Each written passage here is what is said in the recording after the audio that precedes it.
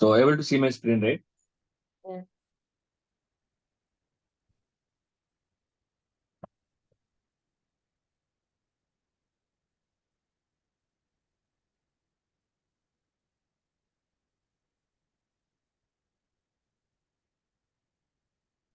Yeah.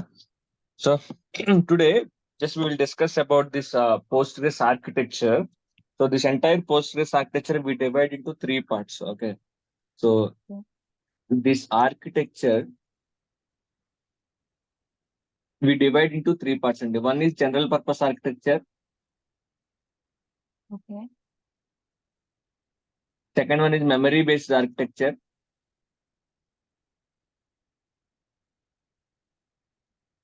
And the third one is process based architecture.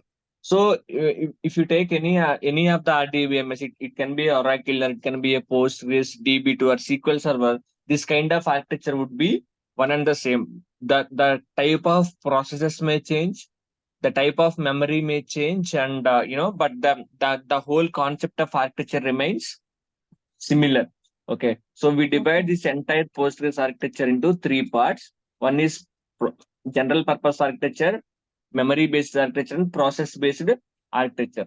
So Okay. now we will be seeing one by one. What does it mean by general purpose architecture, and what does it mean by memory based architecture, and what does it mean by process based architecture? Okay, coming to the general purpose architecture. So like any of the RDBMS, okay, it can be Oracle or anything. Postgres also follows a client server model. Okay, Postgres also follow a client server or client server architecture, which means client is going to send the request, server is going to accept the request, and it is going to process the request, and it is going to give the result back to the client. This we call it as a client server Client server architecture. architecture. Yeah. So it is one and the same for any of the RDBMS. Okay. Here, what does it mean by client? Client is a mission through which we are going to send a request. Server. What does it mean by a server? Server is a Postgres database. Okay. Server in our case, server is a Postgres database which is going to accept the request, and if everything looks good, it is going to process the request and gives the result back to the client. Okay. Now, in Okay. the general purpose architecture, what we are going to discuss, what we are going to focus is we are going to focus more on clients. Okay, we are going to focus more on client. So, client is a system, right? Client is a system which makes us to connect to the server, right? Client is a Yeah. system which makes us to connect to the server. So, how we are going to connect? Let's say if we take a Oracle as an example, we can use SQL Developer, right? We can use a SQL Yes. Developer, or we can use a Toad, or we can use a DB Weaver. These are all the graphical user interface tools that are there in the market. We have a lot many, but these are the most popular tools that are there in the market to which allows us to connect to the Oracle database. Likewise, in Postgres also we will be having a GUI based tools, and we will be having a command line interface. What does it mean by command line interface? If you take Oracle as an example, SQL plus is a command line interface. SQL plus slash as SDB. That's how you will connect to the system. But if you Yeah. want to connect remotely, SQL plus username slash password at the rate host name colon port number slash instance SID. That's how you will connect to the Oracle system. Likewise, in Postgres also we'll be having a one of the command line interface which we call it as a PSQL. PSQL is a command line interface which allows us to connect to the Postgres system. And the third one is app servers. As a DBA, do we deal with the app servers? No, we don't deal with the app servers. The developers will take care of the app servers administration. So what are all the app servers that we have? We'll be having a WebLogic, we are having a Apache Tomcat, we are having a JBoss, and these are the app servers that are available. What the app servers will do?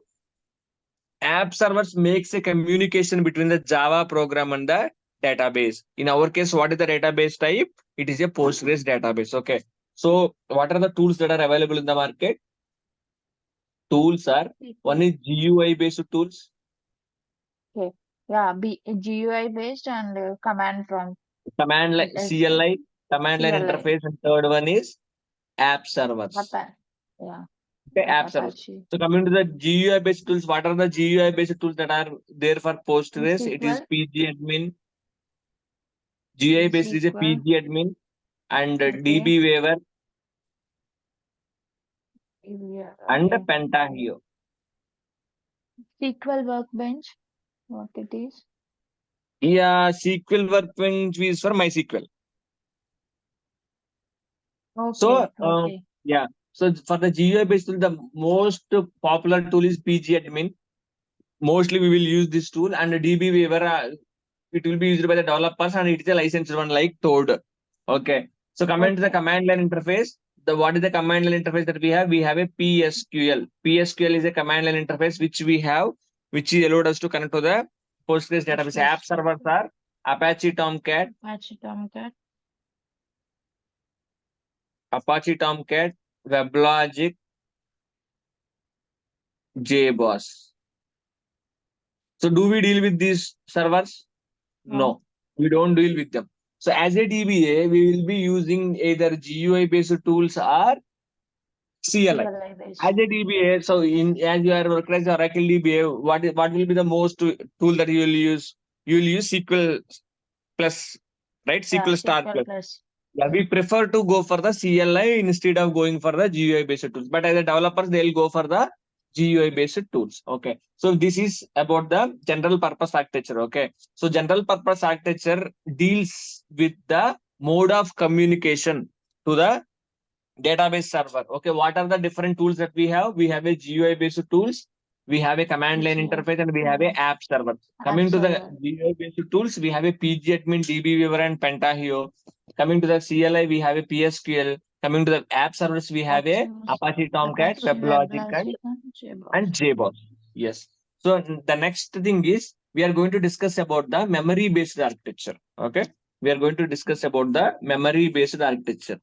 So if you take Oracle, we will be having what kind of memories? We will be having SGA and SGA. PGA. SGA, SGA means PGA. Shared global area. yeah. SGA means shared global area. PGA means program This global is area or private global area, which talks uh, about when you are going to talk about the SGA. Let me explain in the context of Oracle, then we will relate with the Postgres. Okay. okay. When we deal with SGA, so SGA is a common memory area which can be accessible to the all the background processes that are available in Oracle, right? Yes. SGA is the shared global area or common memory area which is accessed by the all the background processes available in the that are available Oracle in the system. that are available in the background process of Oracle. Coming to the PGA, each and every process, okay, coming to the PGA, each and every process will have its own memory area to store its process based information like PIDs or like PID or state of the process or something else. Okay. So which means each and every process will be aligned with some memory area to store the process information privately. When I say privately, will this be accessible to any other background process? No, it's No. only related to the That single particular, process, like yeah, that process. yeah. Likewise, here also memory based architecture is divided into two parts. And one is Okay. shared memory areas. One is shared memory area, and the second one is local memory area. Okay. Okay. So when I say a shared memory area, this is a common memory area which is accessed by all the background process. Background process. Yeah, this is accessed by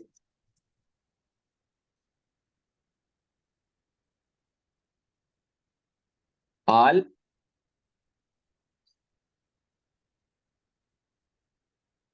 background processes. Okay. Whereas local memory area, each and every process will have is assigned with some amount of memory and which is not accessible to the other background processor. Okay. Each and every Each and every process is have its unique. assigned with some memory area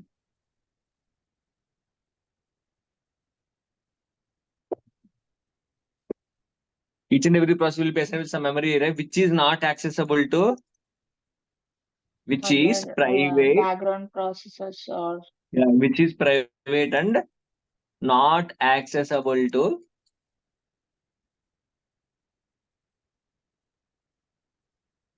other processes. yeah.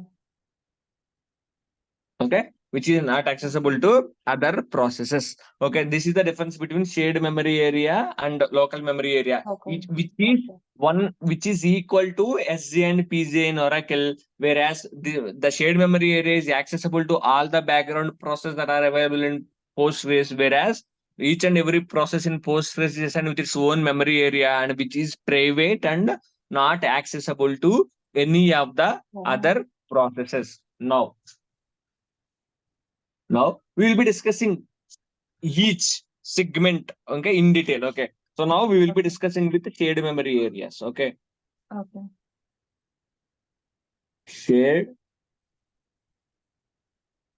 memory area. So what are the different components of the shared memory area? The different components of the shared Buffer memory area caching, is shared shared buffer buffers. caching, Yeah, wall buffers, yeah. Shared buffers, and process val array. buffers, then process array,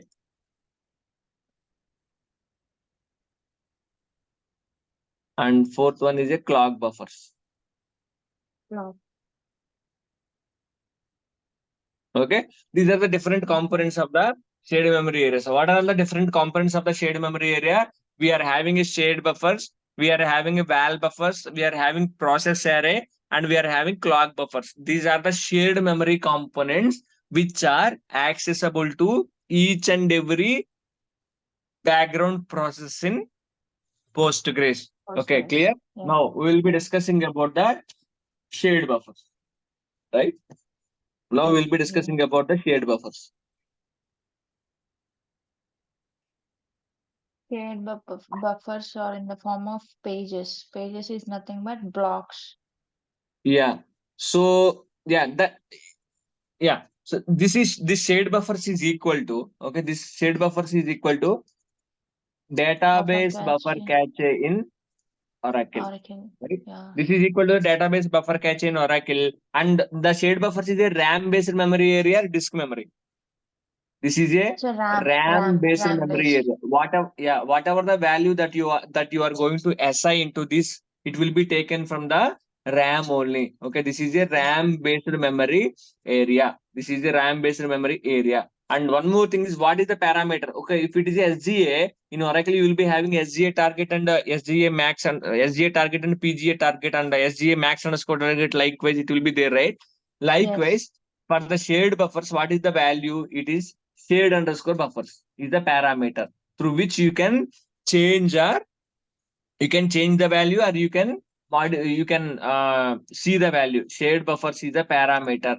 Show shared underscore buffers will give you the current value of the shared buffers. And what is the default value? The default value of the shared buffers is 128 MB.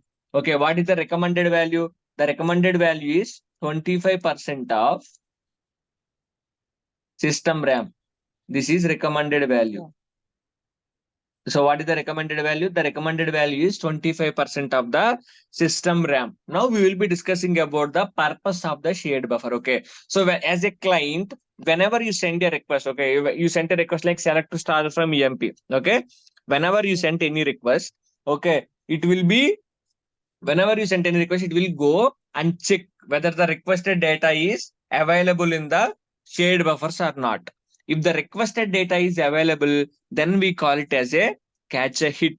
If the requested data is not available, then we call it as a catch a miss. Okay, what happens in the case of catch a hit and what happens in the case of catch a miss? Okay, whenever there is you sent a request like select star from EMP. So you are a client sitting here You are a client sitting here and you sent a request called select star from EMP.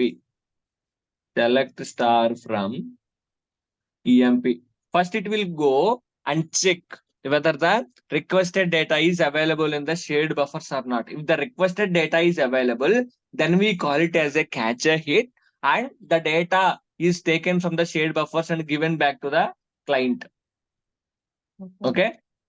Yeah. If the Okay. requested data is not available, then what we are calling? If the requested data is not available, then we are calling it as a catch and miss, which means whatever the data that the system is looking for, that data is not available in the shared buffer. Then what it will do? It will go to disk.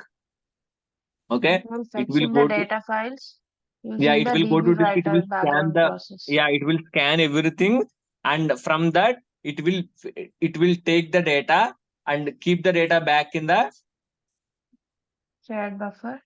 keep keep the data back in the shared buffer, and from the shared buffers it will give the result back to the client. This we call it as a cache Calcium miss. miss. The step one is it will go to the disk and check, and if the request data is available, then it will keep the data back in the shared buffers, and from the shared buffers it will give the result back to the client. Okay, when you come by seeing this, number of IOs are increasing in case of what? Number of Calcium IOs miss, right? input and output operations are increasing in the case of catch and miss. Okay, whenever there is a catch and miss, the time it will take to give the result back to the client increases. Thus, the performance of the query will decreases. Okay, this is Decrease. about the, yeah, this is about the shared buffers. So when someone asks you about the shared buffers, you can correlate with the Oracle, because as you are from an Oracle background, you can correlate with the Oracle. So it is equal to the database buffer cache in Oracle. So, and it is a RAM based memory area. And what is the parameter related to the shared buffer? Shared underscore buffers Shared is a underscore parameter, buffers. and the default value is 128 MB, and the recommended value would be 25% of the 25%. system RAM. Yeah. So Okay. whenever user sends any request, first it will check whether the requested data is available in the system shared buffers or not. If the requested data is available, then we call it as a catch a hit. If the requested data is not available, then we call it as a catch a miss. In Calcium case of miss. catch a hit, the data will be given back directly to the client. Whereas in case of Yeah. catch a miss, it has to go to disk, scan for the requested data, and it once it fetches the data, it puts the data back into the shared buffers, and from the shared buffers, it will give the result back to the client. So thus the number of IOs increases and the performance might be decreases. Decrease. This is Yeah. about the shared buffers. Shared Any buffer. questions, or can I proceed with the val buffers? Like authentication and authorizations are also Yeah, checked in the shared buffer. yeah. Authentication will be a prior to going to shared buffers. Only authentication will be done, which we call it as a host based authentication. That I forgot to explain. That I'll explain after the shared memory components. Okay. Okay. Okay. Yeah. So Okay. now the second one is val buffers. Okay. Syntax and semantic checks also done by Yeah, prior shared. to this one, it will be done. That we will be discussing at the end, actually. Okay. Okay. Okay. Yeah. So Yeah. val buffer. Okay. Val buffer is equal to the redo log Redo buffer log cache, buffers. redo log buffer cache in Oracle. What is the? It is also a RAM based memory area. Yeah. This is also a RAM based memory area. And third one, what is the parameter val underscore buffers? Okay. Val underscore buffers is a parameter. And what is the default value? 64 MB. 64 MB is the default value. Okay, 64 MB is the default value. So how val buffer works? Okay, so whenever you perform any operation, okay, the actual update or actual insert is going to happen where? In val buffer at In, first. in, in no, no, in shared buffers. The actual update or Okay. actual Yeah. insert or actual operation is going to happen in shared buffers, Shared whereas buffer. metadata about the info metadata about the transaction will be stored in, Shared buffers only. yeah, metadata about the transaction. Metadata about the transaction is stored in val Okay. buffers. Val buffers. Okay. Yeah. which we call it as a val data, which we call it as a val data. So whenever you perform any operations, let's say if you are going to perform, let's say if you are going to perform an operation, if you are going to perform an update operation in a certain table, actual update is going to happen in actual update Right is buffer. going to happen where actual update is going to happen in a shared buffers, and the information about that update, the information about that update will be stored in the val buffers, and which we call it as a val data. What is the purpose of this val data? So what is the purpose of this val data? Val data is used for the instance recovery. Instance recovery. Val data is used for the instance recovery. How we are going to perform the instance recovery? Let's say how we are going to perform the instance recovery. Let's say you have started a query at 9, you have started some update operation at 9 a.m. and at 9:10 it is completed and you committed. Okay. At 9:10 again you started one more update operation. At 9:12, what has happened, right? There is a instance crash that has been happened. So whenever there is an instance crash that has been happened, and if you try to bring up the system again, then what it will do? It will check what is the latest commit or checkpoint information. Why do we need to check the latest commit or checkpoint? Whenever you commit or checkpoint, okay, whenever you commit or checkpoint, we forgot to discuss one thing in the shared buffers. Shared buffer also holds what? Shared buffer also holds a data called dirty data. Okay. Shared buffer holds a data called dirty data. What does it mean by dirty data? Dirty data is a data which is modified. Okay. Which is modified but not yet written to the disk. Yes. Shared buffer holds a dirty data. What does it mean by dirty data? Dirty data is a data which is modified but not yet written to the disk. When it will be written to the disk? In the event of commit or checkpoint, the dirty data from the shared buffer will be written to the disk. Which what is the process that is responsible for doing that? BG writer. BG Okay, writer. BG. Yeah, BG writer is a process which is responsible for writing the dirty data from shared buffer to the disk. Data Okay, so files. whenever, Yeah. yeah, whenever there is a instance crash, whenever there is a instance crash, what will happen, right? It will the process will the system will check what is the latest commit or checkpoint. Why it is checking for the latest commit or checkpoint? Why it is checking, right? So whenever there is a commit or checkpoint, the dirty data from the shared buffer will be written to the disk, which means till that checkpointing time or till that checkpoint time or till that commitment, the data is persistent, which means the data is safely stored in the disk. From that Yeah. checkpoint, from that latest commit to till this time, whatever the operations that are happened from the latest commit point to the till this time, whatever the operations that are happened, those needs to be redone. Okay, those Okay. needs to be re-executed. In case of Oracle, how we are going to do? We are using the redo data. So which is the process that is responsible for doing that? Yes, in Oracle, SMON is the process which is responsible for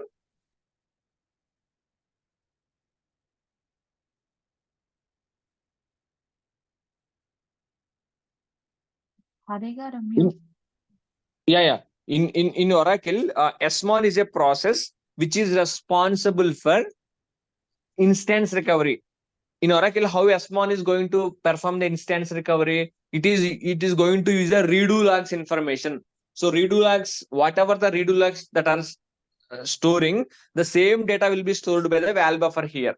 Okay. So by using this val data, postmaster process is responsible for performing the instance recovery. The moment you say instance recovery, he might ask you like how we are going to perform the instance recovery. How we are going to perform the instance recovery? Whenever there is a crash, the system will check what is the latest committer checkpoint. Why it is checking for the latest committer checkpoint? Because till the time the data is in a persistent storage. What does it mean by persistent storage? It is in the disk, safely stored the disk. From the latest commit to the till this time, whatever the operations that are happened in between, those needs to be re-executed. How we are going to re-execute? So actual modifications are going to happen in shared buffers, whereas the information about the transactions is stored in the val buffer. So by using this val data, we are going to perform a instance recovery. Okay, we are going to perform a instance recovery, and there is a process called val writer. Val writer is which is equal to the log writer in Oracle. What log writer will do? Log writer will take the data from redo log buffer cache, and it writes the data into the online redo log files, right?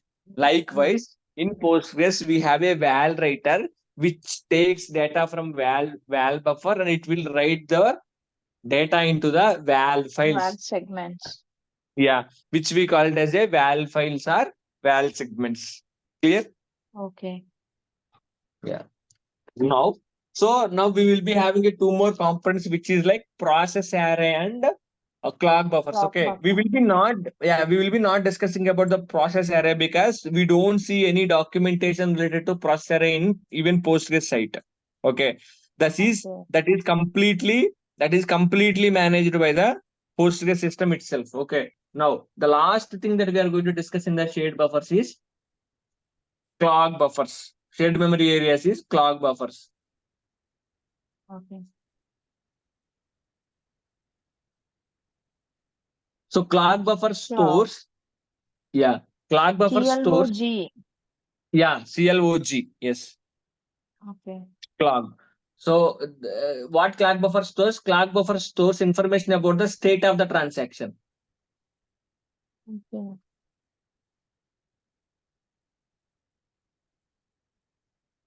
Clock buffer stores the information about the state of the transaction. That the state of the transaction can be committed and aborted,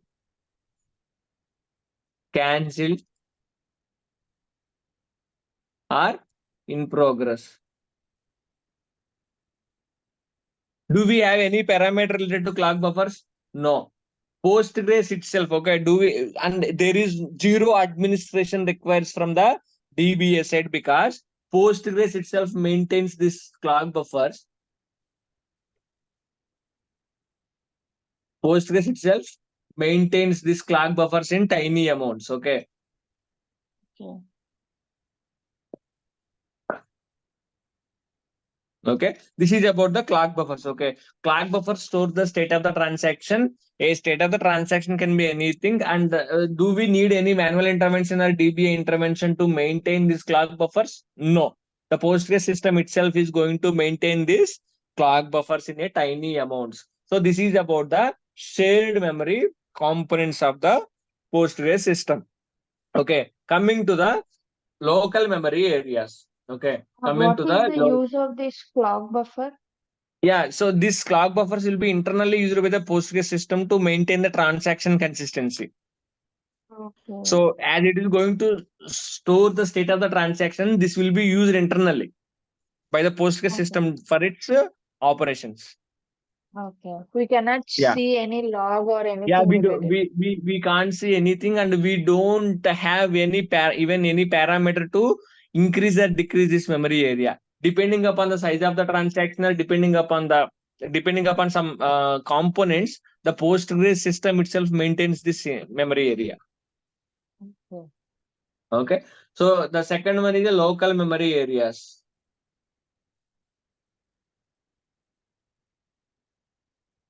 Local memory areas. Uh, What are the different local memory areas that we have? We have a work memory.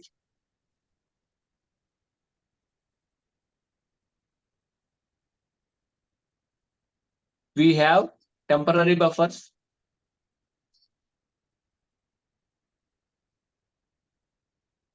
We are having auto vacuum work memory,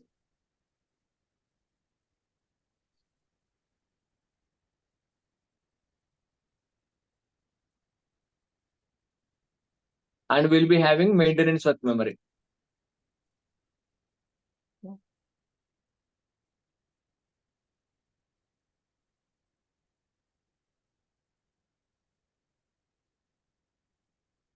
Okay, we are having a work memory, temporary buffers, auto vacuum work memory, and maintenance work memory. Okay, now we'll be discussing about each and everything.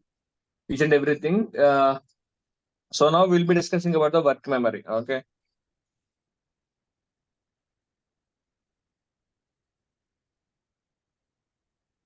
So work memory is a process-based memory area, which means each and every process will be assigned with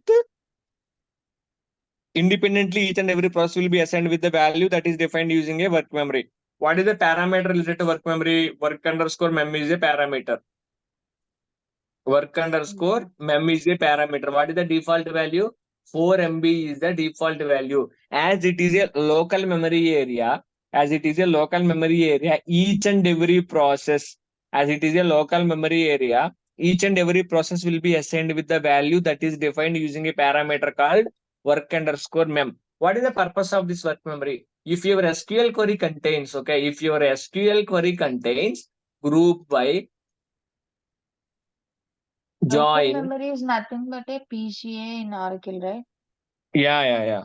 A component of Okay. PGA, right? Uh-huh. So if your Yeah. if your SQL query contains group by join or order by operations, okay, order by operation, then these operations are initially going to get performed in work memory. Okay, so whenever Okay. if suppose you are connected to a like Postgres server and you are running a big query which contains group by, order by, and join operations and searching and sorting operations, right?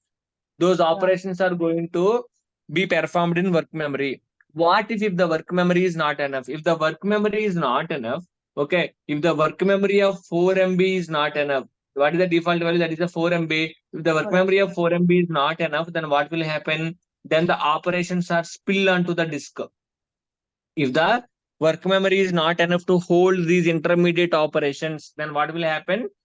Then the operations will spill onto the disk. How do we know if the work memory is not enough? Whenever the operations are spilled onto the disk, now it is going to create .tmp files in the Postgres. Okay, so that Yeah. whenever your SQL query contains a group by, join, or order by operations, then those operations are initially going to get performed in the work Work memory. If memory. the work memory is not enough to hold these operations, then those operations will spill onto the disk.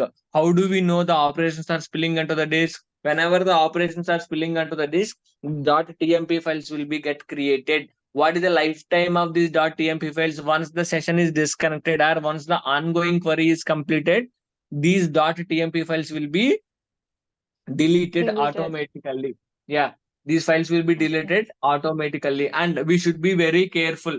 Okay, we should be very careful while while increasing the work memory, because work memory is a local memory area. Each and every session will be allocated with the memory that is defined using work underscore memory. Let's say how can we calculate the total work memory, right?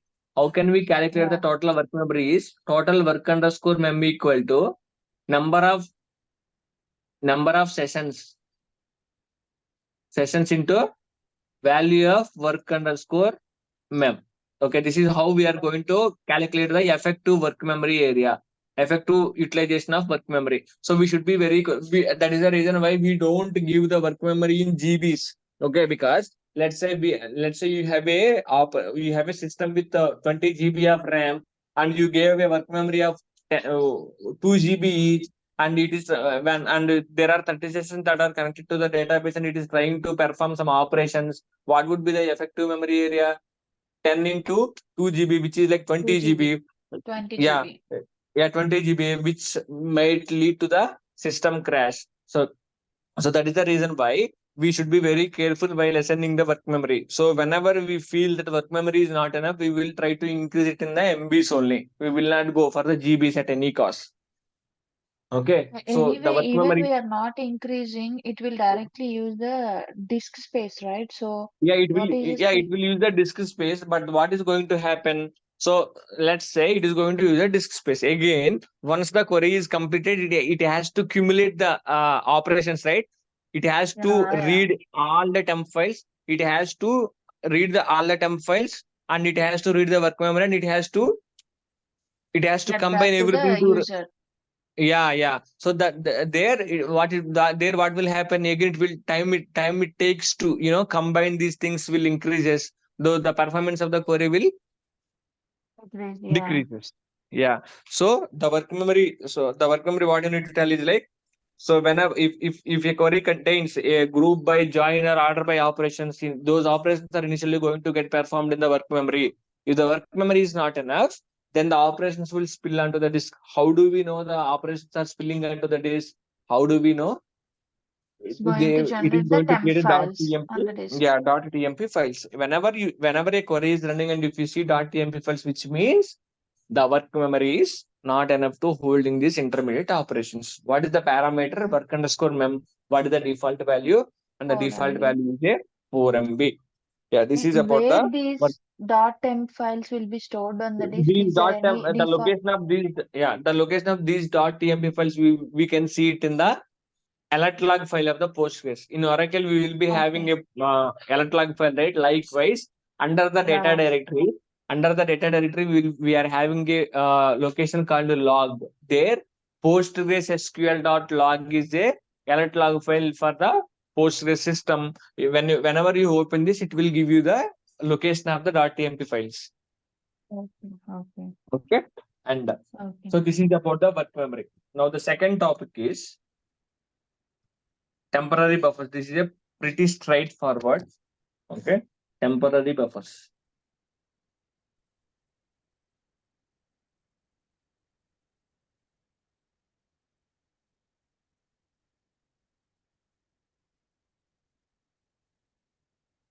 Okay, so this is a temporary buffers.